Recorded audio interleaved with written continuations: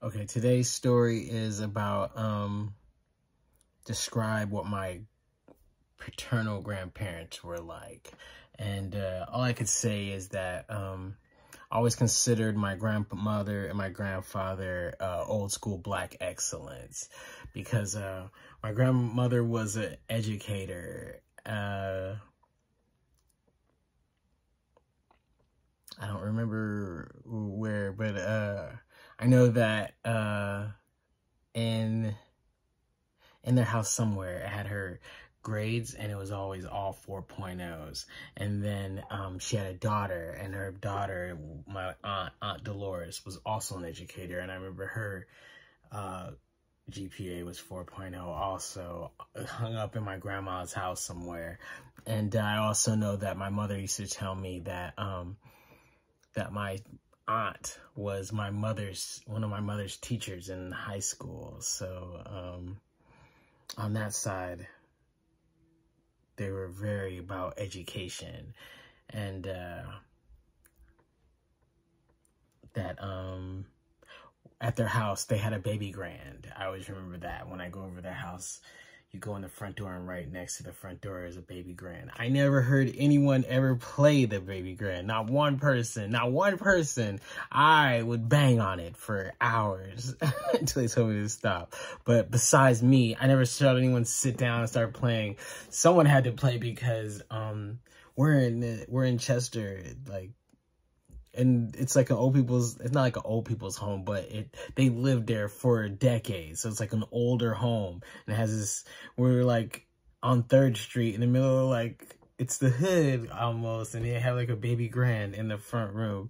But and then I also remember that I don't know, maybe he was making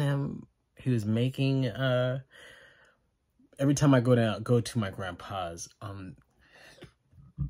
excuse me, I would ask, can I go to the basement? Because in the basement, they had these cases of root beer and orange soda that were, he would let me just go ahead and get a couple or grab one and just have one. And I don't know if he was making them. I don't know why they were down there, but I know that at any time, like, can I go get a soda, Grandpa? He's like, yeah, go ahead. And I do remember parties in his backyard. It's funny because in Chester, the front of the street is really kind of like your backyard, I think. And then the backyard is really your front yard. So you pull in through the back alley, and then you walk through the front. And that's like even on my other grandma's house. So on the front yard, which is really the backyard, or the backyard is really the front yard, that they would do barbecues and stuff like that back there. And they were just really cool people, you know what I mean? And I don't know, I was little when they were like, as I got older, my grandma got Alzheimer's, and then he had to take care of my grandma. So like things changed quickly, especially with me constantly moving all around the United States. And then while I was traveling all around the United States, that was the one thing, like on a Christmas or vacation, they would send me back home, and I would just be back there like with everybody. Either I would be at my grandpa's or my other grandparents and just stay in Chester. And yeah, my grandpa, he was known through the neighborhood.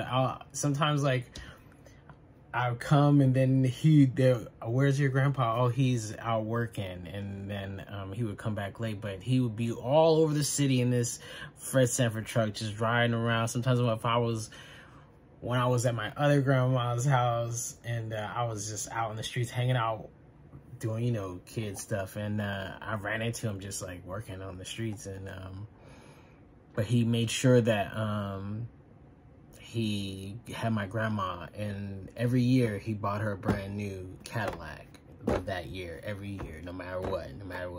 And then now I just think that was just wasting money, like just wasting money. But he was the opposite. He would just have his work clothes. I think that was what made him feel like he was still doing his job as a husband. Like, I don't have to look good as long as she looks good. So he made sure she always went to church on Sundays. She was deep in the church. When she'd take me, always make sure I had ties in my pocket. They're really cool. My grandpa, as I was traveling around the United States, my grandpa didn't like to fly. So he would always tell us, I'll come out there if they have a train.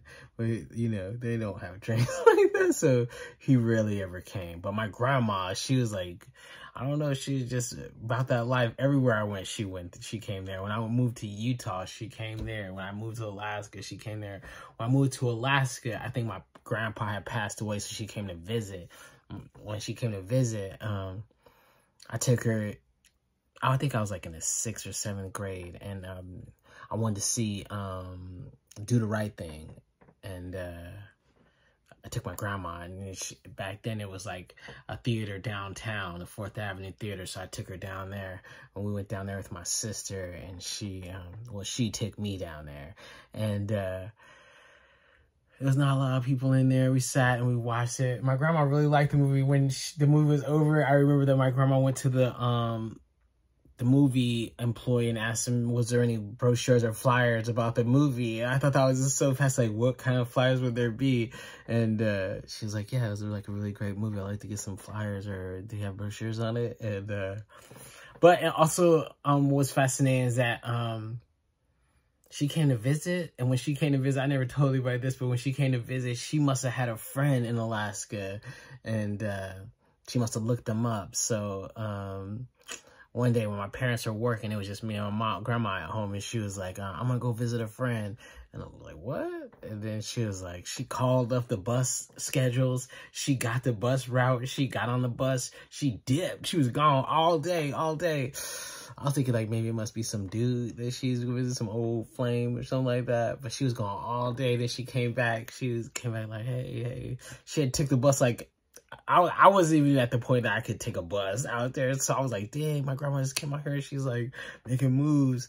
And I always thought that was fascinating about her. And my grandpa, he was just an honest guy to me, you know what I mean? He like just does his, he's like me, I think. That's where I got it, where he's right here. Like, this is his business, where I'm on. I'm not on nothing else. I'm not on that. People will come to him